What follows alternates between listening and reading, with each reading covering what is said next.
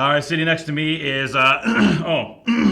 By the way, welcome to the Best Wines Online Tasting Room. I'm Kyle Meyer. Sitting next to me is a 100-point winemaker. Oh, porca miseria. Look at that, huh? Right? Sounds cool, right? Hey, come on. Even if you don't say, oh, I don't know, still, it sounds friggin' cool. Sounds very strange. Sounds very strange. Sitting next to me, Luca Currado, the mind behind Vietti Winery. For my money, probably the no bull. Can you believe? Okay, no bullshit.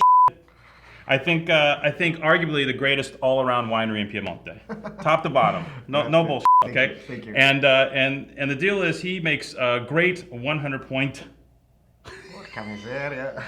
Barolos and stuff. You know, he's one of the greatest. But you know, basically, Luke, I want to talk to you today about something a little different because a lot of people maybe recognize the Vietti name now in the last couple years because of the press you've received for some of your Barolo wines, which are fantastic, off the charts, type wines. But because of that, I want to talk to you today about Barbera. Because Barbera, for you, to me, is one of the real secret weapons in the Vietti arsenal, huh? See, yeah. And I want to talk to you about Barbera because you seem to know Barbera better than just about anyone else. There are other people as good. Okay, no. There are other people as good. But I think you have a special relationship with Barbera. Okay, so I want to get into your brain a little bit with Barbera today. And how are you, by the way? Perfect. Thank you very much. Huh? Thanks for coming. Very happy. No, grazie mille. Yeah. This is a It's treat. always nice to see you. This is a hoot. This is a hoot. So I want to get cracking. First of all, I want if you could talk a little bit to the folks at home about the difference, because we see Barbera da Asti on a bottle of wine, and we see Barbera da Alba on a bottle of wine. What are the kind of the regional differences between these two? What should we look for? But starting from the beginning, I would say, yeah, Barbera is my first love. When I started to work in the family business 20 some years ago, I always I worked a little bit around Europe, in France, in Burgundy, in Bordeaux. Then I was very lucky to have a great experience also here in Napa Valley. Then at a certain point, my father stopped to send me money. I had to come back to the real work in the family. And the first thing that my father said, he said, okay, let's ruin your first wine. And he gave me the Barbera Project. I was, for me, I put so much effort, so much attention to this variety, to this wine. And for two reasons. The first, really, because I really wanted to prove to my family that, you know, we are some generation, the history on our shoulder, and you feel a little bit the generation when the heavy of the generation. No pressure, no pressure. Zero, just nothing, just only some 100 years of pressure. So I put a lot of effort to show to my family that I was able to take over, right. To be the next generation of vinification, the next in charge of the winemaking, and also for the reason that I always loved Barbera because I'm fascinated about the history of this grape, this wine, because in the 1800 in the Barolo region, so in the heart of Barolo region, so where today 99.99% of the vineyard is Nebbiolo, Barolo, is Barolo, because today is so expensive land. Yeah. You can't plant anything else. No. But in the 1800, the most bigger planting and the most important wine was Barbera. Why? Because Barolo was the wine for the noble people. The noble people, they were drinking Barolo. The real people, they were drinking Barbera. Because officially, in Italy, we have so many fantastic varieties. From north to south, I think we have more than 500 different grape varieties. And some they are incredible for food pairing, because for our culture, food pairing is the most important thing. Not only for the Italian culture, but I think for all the Mediterranean history, food culture food and wine pairing is the most important thing. And Barbera is a big player on this game, and he was a big player on this, and was the most important wine. So I did a lot of crazy thing with this variety, and a lot of experiment and a lot of planting, very interesting. Alba and Asti. Asti and Alba are two beautiful wine regions, one next to the other.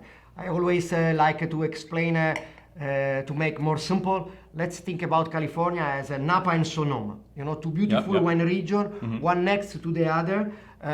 They make beautiful wine in one and the other, but wine with different personality and different characteristic. Asti is a region where the variety more important is Barbera and the Moscato. So let's say the most important, the best spot, the best vineyard, the best exposure are used really for Barbera.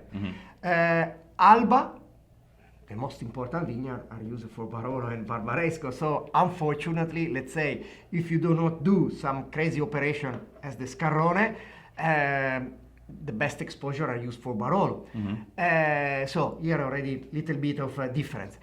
And in terms of quality in the glass, a difference in the glass, to make very simple. For me, both are very powerful, intense, rich wine. As an example, the 2011 is a fantastic vintages for Barbera.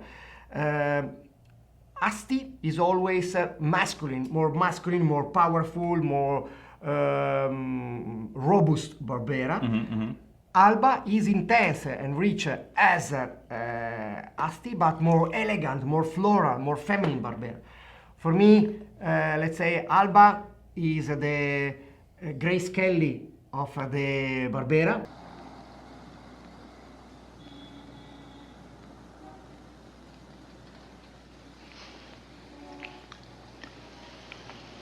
How's your leg? Hurts a little. And your stomach? Empty as a football. And do you love life? Not too active. Anything else bothering you? Who are you? And Asti is the Angelina Jolie of the Barbera, you know, women with a lot of personality. The man who killed him is behind you.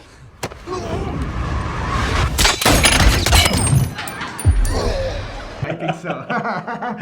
Or let's say in Italy, the Sofia Loren. Let's say for the old folks like us. So really, this is also the reason why we always Asti needs a little bit more aging in the cask, also in the bottle to get around. Because when he's young, he's also always a little bit more rustic, more nervous, and needs time to get together. Alba is always immediately very floral, very elegant, very smooth, and is fantastic. So this one tastes smoother. The Asti tastes like it has a little more acidity. Yeah, would you say Asti? See, Barbera normally yes. Normally is this is the characteristic also in chemical, if we can say, the numbers of the wine, if we can say. Always little bit higher in the acidity, the Asti than the Alba, always. Also generically talking, because here my Barbera, I always try to make very serious Barbera because I could not, you know, I don't want to. I need to be very polite during this interview. No. I can use my word. Yes, you can use them. Okay, so when you receive on your shoulder generation of history and everything, you know, when you have my grandfather that he was doing the first to buy Grand Cru vineyard, my father that he was the first to make a single vineyard cru bottling, invented the Ernest. And when you are there, you really do not want to be remembered as the generation that up everything. So you are very careful about everything. Right. And so, you know, the Treviño for me is very important project, and it's not a simple Barbera. And low yield for acre, 1.2, 1.3 ton for acre, aged for 14, depends from the year, but 12, 14 months between small barrel and big cask. Right. So even though you talked about how the Alba wine may not be so as the Asti wine. In fact, the way the Alba wine is handled by you creates this, like we call more of a gravitas, like a little bigger, little heavier style Alba Barbera, because of your attention to this wine. But same also because here there is a very interesting point that maybe people they like to hear and to know, is the fact that all our Barbera planting are only from the Barolo region. So we do not have a vineyard of a Barbera outside of the Barolo region for the Barbera of Alba. And this is very unique.